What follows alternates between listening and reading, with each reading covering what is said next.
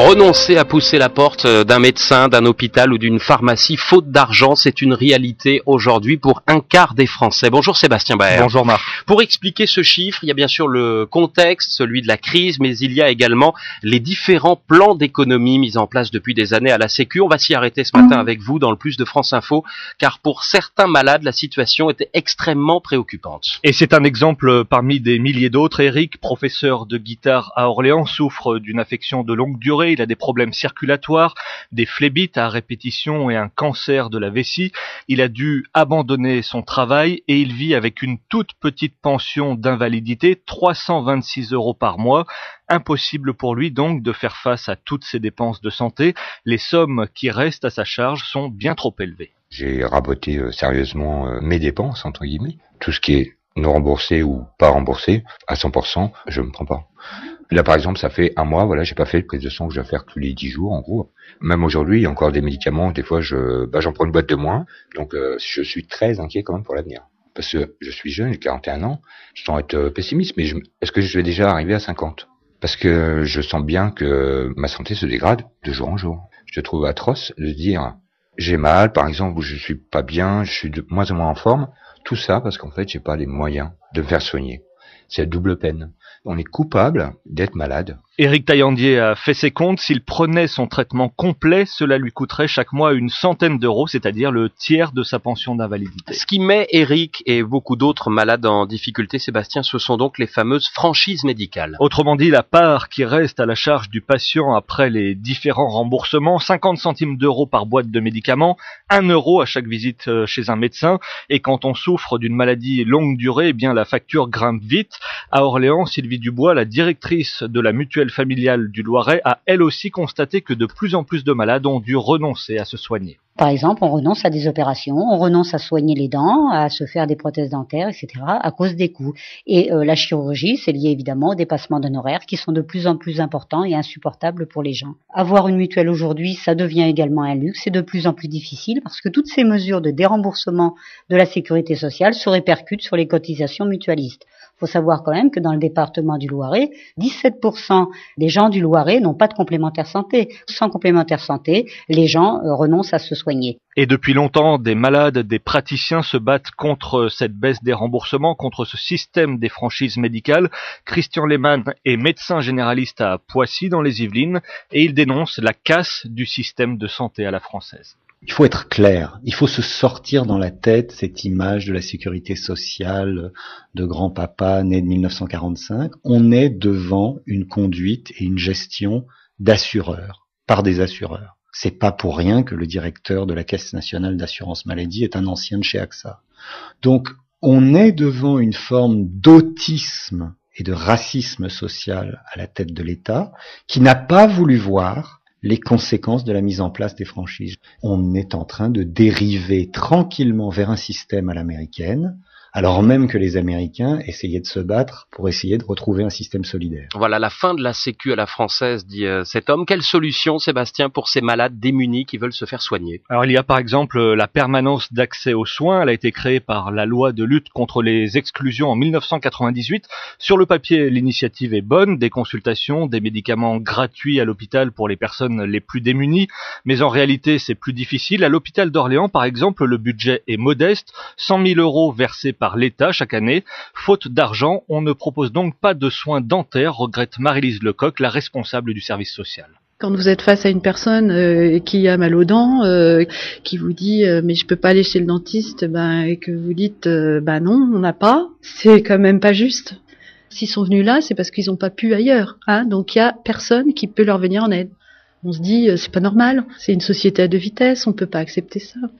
Mais c'est une réalité. L'année prochaine, les remboursements de soins, de médicaments devraient encore baisser. Les conditions de prise en charge des affections de longue durée vont se durcir également.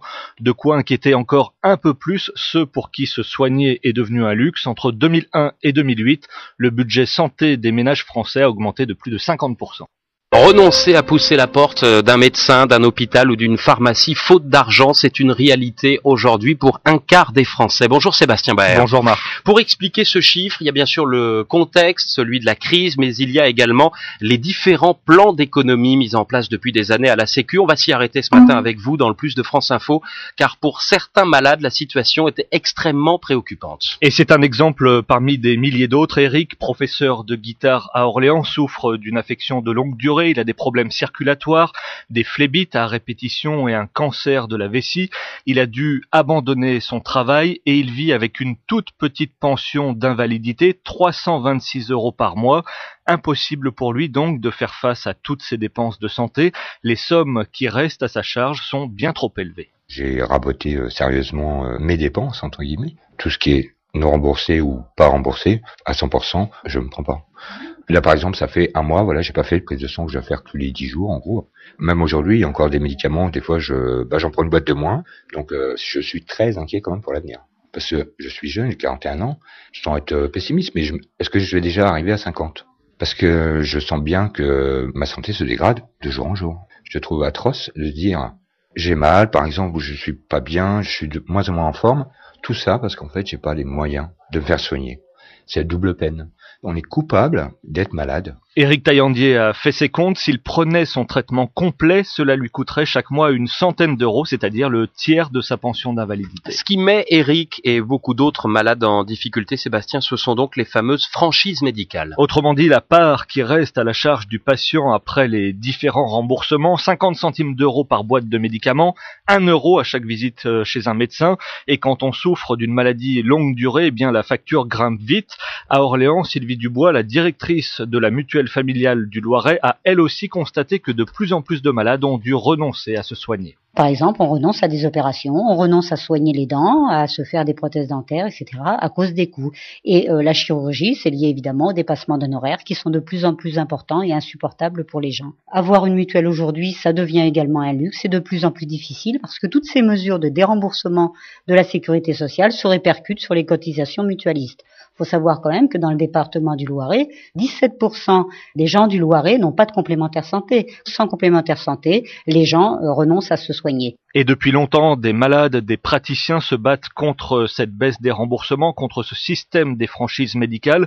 Christian Lehmann est médecin généraliste à Poissy dans les Yvelines et il dénonce la casse du système de santé à la française. Il faut être clair, il faut se sortir dans la tête cette image de la sécurité sociale de grand-papa né de 1945. On est devant une conduite et une gestion d'assureurs, par des assureurs. C'est pas pour rien que le directeur de la Caisse nationale d'assurance maladie est un ancien de chez AXA.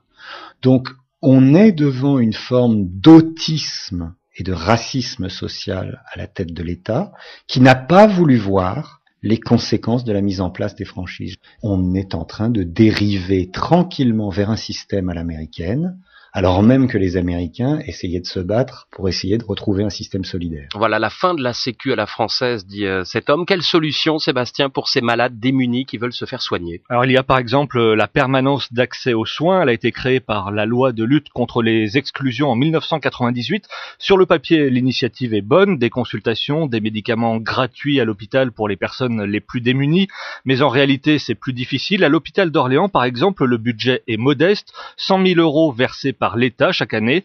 Faute d'argent, on ne propose donc pas de soins dentaires, regrette Marie-Lise Lecoq, la responsable du service social.